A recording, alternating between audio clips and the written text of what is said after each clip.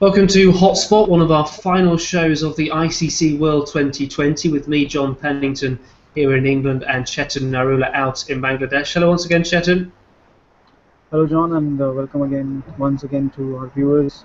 Yes, as you said, one of the final shows, probably the penultimate show, because I think we'll be discussing the final tomorrow as well. We certainly will. It's going to be India against Sri Lanka, a repeat, if you like, of the 2011 50 over World Cup, different format, of course. But we're going to review the semi-finals and then, of course, look ahead to that final as well. So let's start with the first semi-final, the West Indies against Sri Lanka. Both of us were backing the West Indies. It didn't happen for them. A colossal thunderstorm really, I think, spoiled what could have been a rather interesting final sort of 5, 6, 7 overs of the day, because the West Indies were 84, chasing 161. Yeah, maybe they were up against it, but if there was one team that you would say, I want a team in that position to win for me, I think you would choose the West Indies. But you might have a different view, Chetan. You were obviously a lot closer to the game than I was. No, absolutely. I think I agree with you there, John, because like you said, there was still some 7, 8 overs to go in that particular game. Yes, the Windies were behind the Duckworth-Lewis calculation, but that's not a proper indication at any time of how the match will pan out if it completes. The entire 20 overs. We have had such a situation earlier in the series, earlier in the tournament as well, when when England and New Zealand were involved. It's not really. It's just a representation, and obviously we have to agree with it because all the teams play with the same set of rules. So yes, in this particular instance, the West Indies have to accept that they were 27 runs behind. They were obviously behind the curve, how Sri Lanka had scored in that particular game.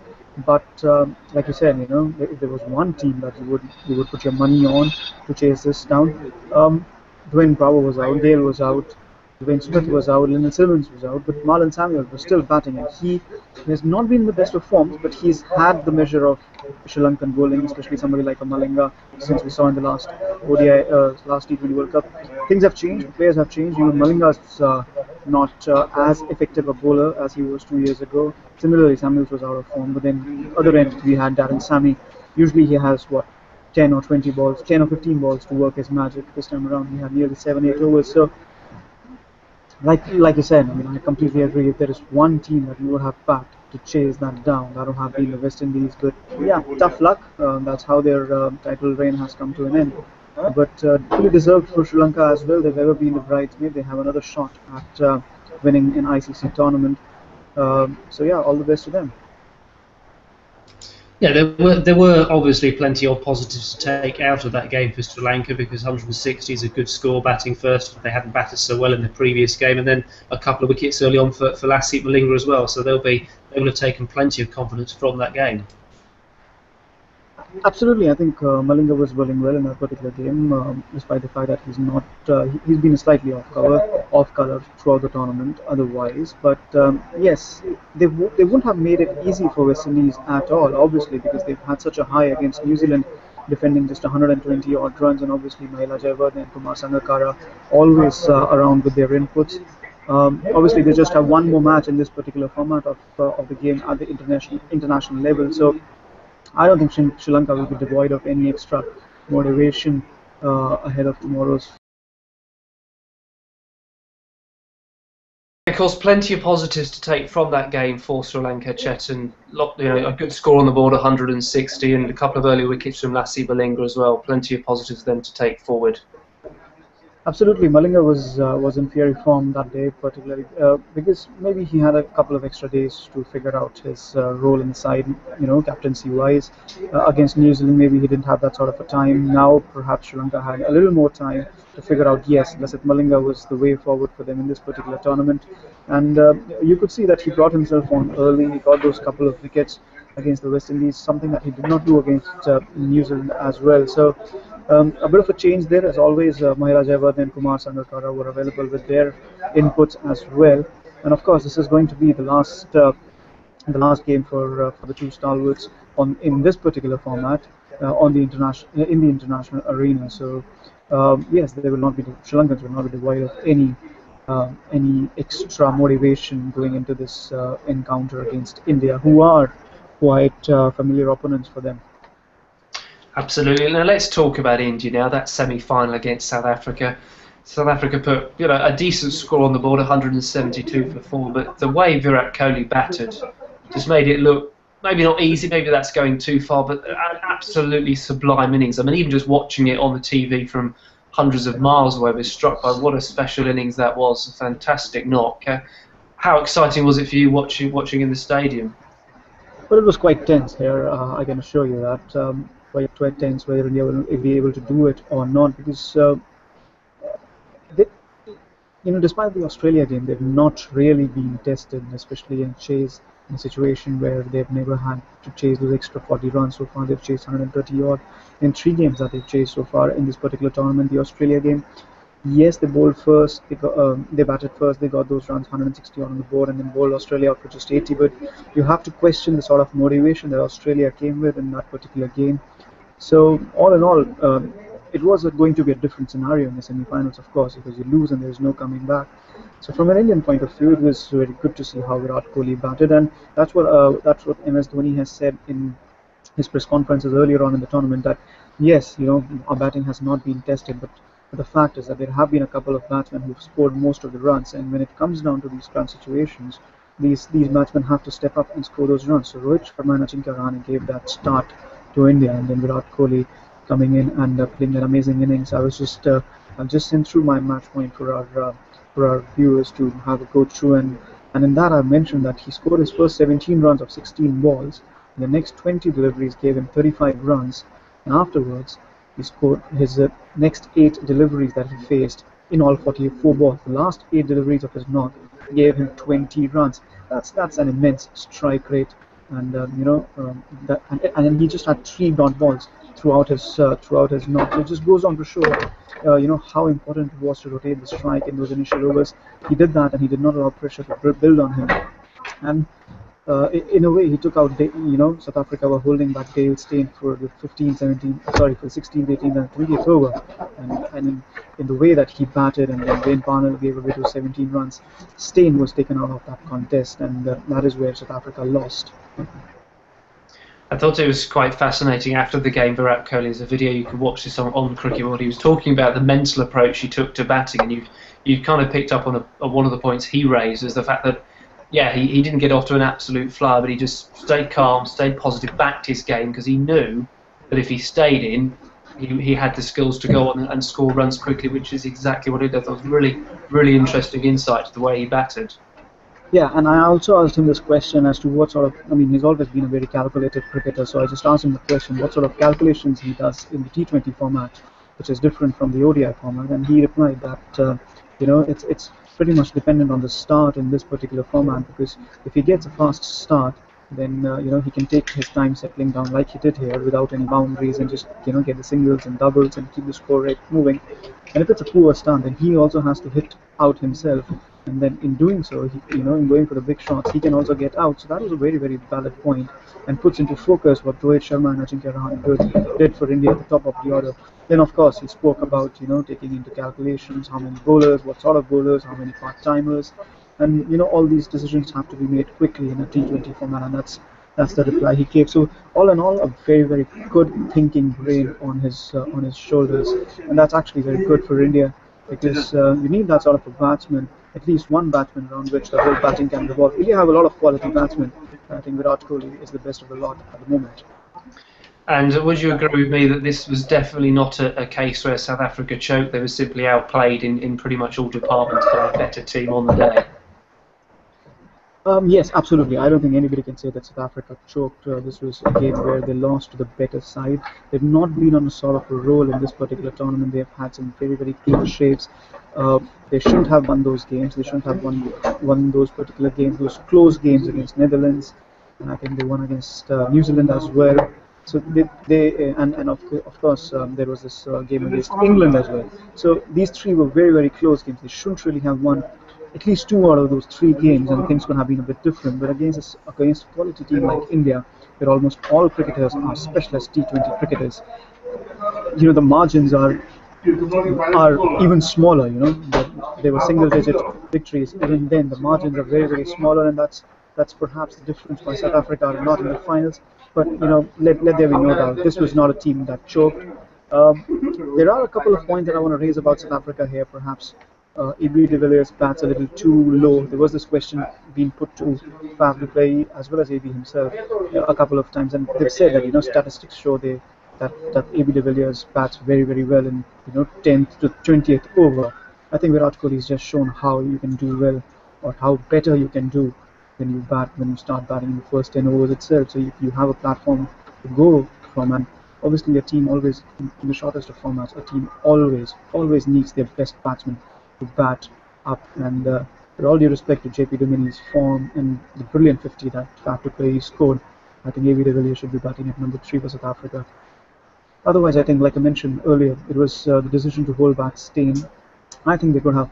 Usually, South Africa just hold the one over from Steyn in the power plays. I think yesterday they could have, they could have had 2 overs from Steyn, perhaps when Virat Kohli was not set, because this is always going to be a contest between Virat Kohli and Dale Steyn.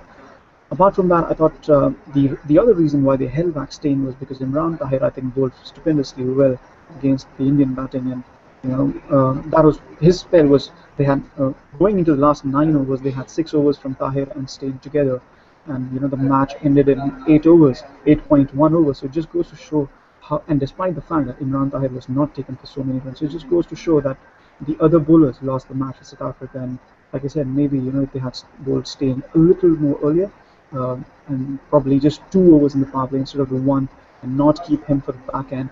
But even then, again, like I said, India were the better side on the day, and the way Virat Kohli batted, he took Steyn out of the equation, and I thought that was a very, very calculated move. And finally, on that game, Chetan, the forward defence that Mahendra Singh Dhoni played right at the very end to let Virat Kohli hit the winning runs. I can't remember a forward defensive shot being so lauded in a game of 2020 cricket before. What was the sort of reaction there? Well, we asked Virat Kohli. I mean, one of the journalists asked Virat Kohli as to, Virat Kohli said that he asked MSD to score the winning runs, and Mahendra Singh Dhoni said that, this is my gift to you. That's all I can give to you for winning this match for India, and that's the story behind it. And I tweeted this comment on my personal handle on Twitter, and I can tell you I've gotten 100 retweets on that particular one, and it's absolutely the most famous defense perhaps in the Indian cricket T20 history. Let me say that. Let's not go into the Test or ODI. We'll start another debate. But at least in the T20 format, I would say it was perhaps the best defensive shot. Okay, and I know that Adam Gilchrist tweeted, didn't he, that he thought that Ashwin's ball to dismiss Amla was the T20 ball of the century. So maybe we had the T20 ball of the century and the defensive shot of the century in the space of a couple of hours or so. And understand you've been in the press conferences today, Chetan, as we look ahead to tomorrow's final between India and Sri Lanka. Anything of note to come out of that? Any real gems from either of the captains? Well, Mahendra Singh Dhoni has promised his countrymen that his team will be trying the very best, and no extra special message ahead of the final. The fact that they try for such a victory every day or every game they play for India, which is, I think, very, very logical. Sri Lanka, of course, will be trying not to be distracted from the fact that Mahela Jayawardene and Kumar Sangakkara will be retiring or starting their long walk into the sunset with this particular format. But obviously, this will be an extra motivation. Both teams are trying to just, both captains stress on the fact that they are trying to minimize mistakes and focusing on playing good cricket. And I think that is what it will come down to. We also have a reserve day in pitches so that our viewers know that even if rain intervenes tomorrow, you will still have Monday to play the game. And the fact of the matter is that the team that plays better tomorrow with the lesser amount of mistakes, as is always in any game of cricket, and a final is no different. But I think the familiarity with the two teams, they played each other so many times. Another India-Sri Lanka game, so these teams know each other inside out. They've played IPL. Sri Lankan players have been prominent participants in the Indian Premier League as well. So no weaknesses hidden, no strengths that have been hidden as well. So both teams know each other well. I think for the first time in this tournament, I can say this is a 50-50 contest. Yeah, it's an interesting one, isn't it? Because before this tournament, we did our Cricket World team, did all our predictions. None of us went for India. A couple of us, I say us, well, not you or I, but a couple of our commentators did actually go for Sri Lanka. But I just had a look. I got an email in this morning that the bookmakers over here in England, they're actually making India the favourite. So 50-50. India may be favourites, but Sri Lanka favoured beforehand. So it really is very, very balanced. And what would be the key battles do you see, or maybe the key elements that are going to make the difference tomorrow? I think the Indian bowling was a bit off color in the last match, which is which is possible. It happens that you cannot be on top of the game altogether all the time. But the fact of the matter is that the Sri Lankans are very, very good players of spin as well as of medium pace. So the strength, any strength that the Indians had against non-subcontinental teams in terms of spin, that particularly has gone. So I'm not sure if they will want to bowl first again, because they don't really want to be chasing 190, 180, 190. Because yes, Virat Kohli is in very good form. He is in the purple patch of his life, but you don't want him to get out and top order to get out in the middle order under pressure. So perhaps India will now look to bat first, because the bowling advantage that they had on non-subcontinental teams is now gone. For Sri Lanka, I think the key factor will be to bat first and put India under pressure, because this is not a place where there's a lot of dew. They don't want India to bat first, and they don't want themselves to be under pressure, because obviously their batsmen also have not been in the top of their game. They put up 160 or the top order failed, Mahela Jayawardene and Kumar Sangakkara, and before that they were just bowled out to 120. So they don't want a repeat of that. They don't want to bat first and just be bowled out to 150 odd against India, because that would again be a very, very easy target for India. So there are two things that the teams don't want to do. Sri Lanka perhaps don't want to bat first. India perhaps want to bat first. So very intriguing. I think that will be one of the key battles. Another key battle, of course, will be Lasat Malinga and Virat Kohli, because Virat Kohli has had the better of Lasat Malinga in their recent confrontations.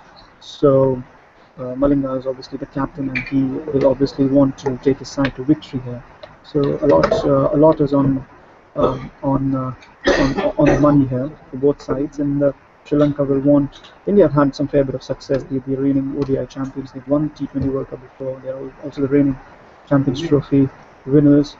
So it's not to say that they should not win, but Sri Lanka will want to win, because 2011 they lost the final, 2012 they lost the final, 2010 they lost in the semis, 2009 they lost the final, 2007 they did not make the semi-finals, but they lost the finals that year to Australia. So it's been a 7 year long itch for them, and they would want to get rid of it. But again, like I said, I'm not picking any favourites tomorrow. For me, it's a 50-50 game. Okay, well, I will press you for a prediction a little bit in a short while, Cheddar, but just before we do, I just want to very quickly just talk about the women's tournament, because you've watched the semi-finals for us, Australia beating the West Indies and England beating South Africa yesterday. Fair to say that those two sides deservedly through to the final, and would you make a prediction based on what you've seen so far? Absolutely, I think England and Australia are both the two best sides on display, and obviously I haven't seen a lot of the tournament or followed women's cricket a lot, but from what I saw in the semi-finals, I think this is the optimal final, a rematch of the last World Cup, and if I remember correctly, England won it, or Australia won the last one. Australia won the last one. So yeah, England four won. runs, I think. Yeah, 4 runs. It was a close game. I remember that.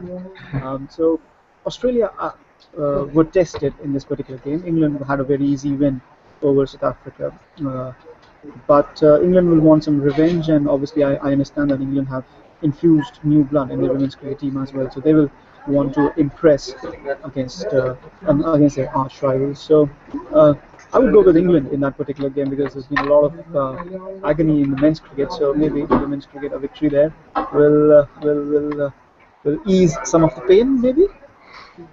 Yeah, well, indeed, Charlotte Edwards this morning, as I believe, said, hopefully the women's, if they win, they can restore a little bit of pride into England cricket. I went for England to win the tournament, not just before the tournament started, but right at the very start of the year. So I'm certainly going to be cheering on the England women, hoping they could win the title that they won back in 2009, but haven't won since, perhaps somewhat surprisingly. So we'll look forward to that one. And we must finish by asking you for a prediction, whether you have to sort of figuratively or metaphorically toss a coin there in the press box, Chetan, for which one, India or Sri Lanka. Let's have a winner from you.